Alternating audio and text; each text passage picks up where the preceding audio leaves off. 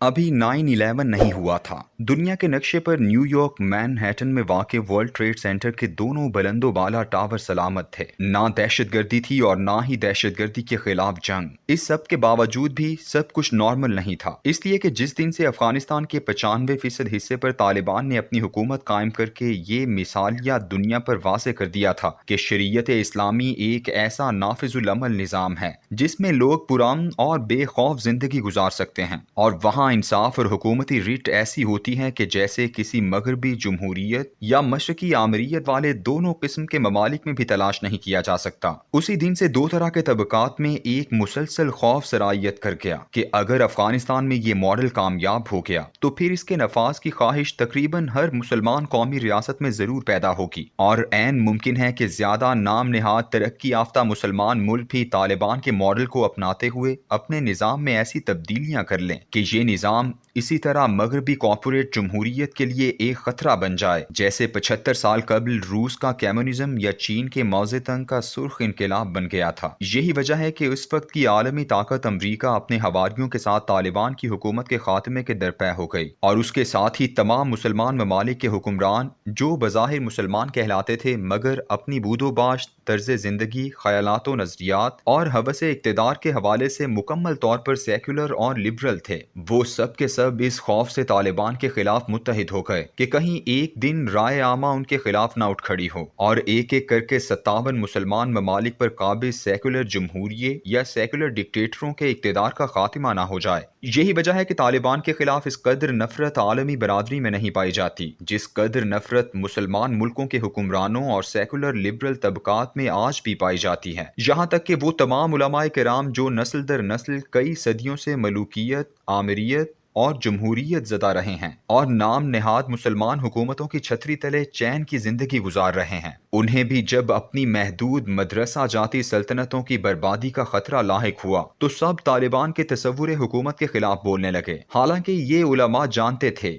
कि अफगानिस्तान में जो दीन नाफिज है उसकी अक्सरियत सही है, लेकिन तमाम मसालिक के अहम उलमा कितने आराम से ये कहने लगे कि हमें तालिबान वाला इस्लाम नहीं चाहिए। यही वजह है कि तालिबान के खिलाफ प्रोपोगंडा की मुहिम मुसलमान ममालिक में मगरिब की निस्बत ज्यादा जोर और शोर से चलाई गई। मगरबी इस्तेमारी ताकतें भी तालिबान के वजूद को इस खित्ते के वसाइल पर कब्जे के रास्ते में बहुत बड़ी रुकावट ख्याल करती थीं, लेकिन मुसलमान ममालिक की मुखालफत नफाज शरीयत के खौफ की वजह से थी। रूस और चीन अपने अंदर मौजूद मुसलमान अकलियतों के उठ खड़े होने के डर से तालिबान के खात्मे पर राजी थे। यही वजह है कि तालिबान के खिलाफ 9/11 से बहुत पहले ही एक जाल फैलाया जा चुका था और अफगानिस्तान पर हमले की तमाम मनसूबाबंदी मुकम्मल हो चुकी थी। पाकिस्तान के एक साबिका सेक्रेटरी खारिजा नियाज नाइक, जो भारत और पाकिस्तान के दरमियान बैक चैनल सिफारतकारी के लिए बहुत शोहरत रखते थे और अपने करियर के आखिर में तो वो आलमी इस्टेब्लिशमेंट का अहम इस्तिआरा बन चुके थे, उन्होंने 11 सितंबर के वाक़े से बहुत पहले अमरीकी हुकूमत के इरादों और मनसूबाबंदी का जिक्र करते हुए कहा था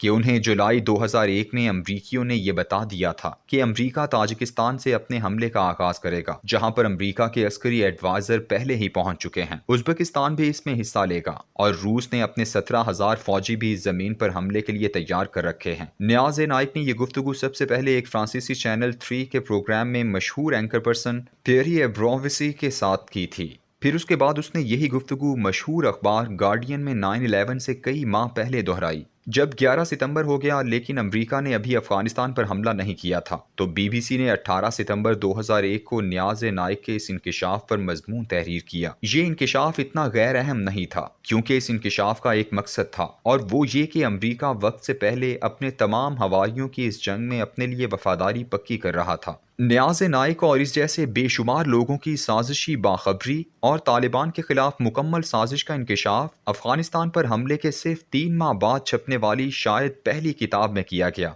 जो 1 जनवरी 2002 को मंजर आम पर आई। उस किताब का नाम ममनुआ सच था और उसे 2 मुसन्निफीन जीन चार्ल्स विसार्ड और ग्लैमी ड्रेस्को ने तहरीर किया था। 20 साल बाद आज ये सब कुछ याद करने का सिर्फ एक मकसद है और वो ये कि आलमी इत्तेहाद और 57 नाम नेहाद मुसलमान ममालिक आज भी अपने मजमूम मकासद और अज़ाइम ही नहीं بلکہ اپنے گھناؤنے طریقہ کار کے اعتبار سے بھی نہیں بدلے۔ طالبان کی 1996 میں بننے والی حکومت کو تسلیم نہ کرنے کا ایک عذر دیا جاتا تھا کہ یہ وسیع البنیاد حکومت نہیں ہے، یعنی تمام گروہ طالبان کو اپنا سربراہ نہیں مانتے۔ گروہ بھی وہ یعنی شمالی اتحاد جس کے پاس صرف 5% افغانستان تھا اور اسے ان طاقتوں کی اعلانیہ حمایت حاصل تھی۔ یہ غیر حقیقی مطالبہ 1989 میں اس وقت بھی کیا گیا تھا جب سوویت یونین افغانستان سے نکلا تو ضیاء الحق کے منہ میں بھی وسیع البنیاد حکومت کے الفاظ ڈال دیے گئے۔ کیا دنیا میں اس نام کی کوئی چڑیا وجود رکھتی ہے؟ کیا عمران خان، نواز شریف اور زرداری مل کر پاکستان میں وسیع البنیاد حکومت بنا سکتے ہیں؟ بھارت میں نریندر مودی اور سونیا گاندھی یا پھر امریکہ میں جو بائیڈن اور ٹرمپ کی وسیع البنیاد حکومت بن سکتی ہے؟ آج طالبان سے انسانی حقوق، حقوق نسواں اور آئینی جمہوریت کے مطالبے وہ اسلامی ممالک کر رہے ہیں جن کے اپنے ملک ان تصورات کو ترستے ہیں۔ کیا اشرف غنی یا حامد کرزئی کی حکومت وسیع البنیاد تھی جسے ان تمام بے اصول حکمرانوں نے صرف اس لیے تسلیم کر لیا کہ ان کی جبینیں اللہ کی بجائے عالمی طاقتوں اور جدید ٹیکنالوجی کے سامنے سجدہ ریز ہوتی تھیں؟ کیا آج 18 سال گزرنے کے بعد اور 14 لاکھ انسانوں کے قتل عام کے بعد عراق میں ایک وسیع البنیاد حکومت قائم ہو چکی ہے جسے ہر ملک نے تسلیم کر رکھا ہے؟ طالبان کی حکومت اور باقی تمام حکومتوں میں فرق صرف ایک ہی ہے کہ باقی تمام حکومتیں پوری دنیا میں رائج اور نافذ العمل نظام حیات یا طرز زندگی کو چیلنج نہیں کرتیں، لیکن طالبان کی گزشتہ حکومت کے دروازے پر 20 سال پہلے بھی جمہوریت، عالمی مالیاتی نظام کی سودی معیشت، آزادی نسواں، خاندانی نظام کی برباد صورتحال اور مادر پدر آزاد معاشرت جیسے تصورات ایک شجر ممنوعہ تھے اور آج بھی بالکل ویسا ہی ہوگا۔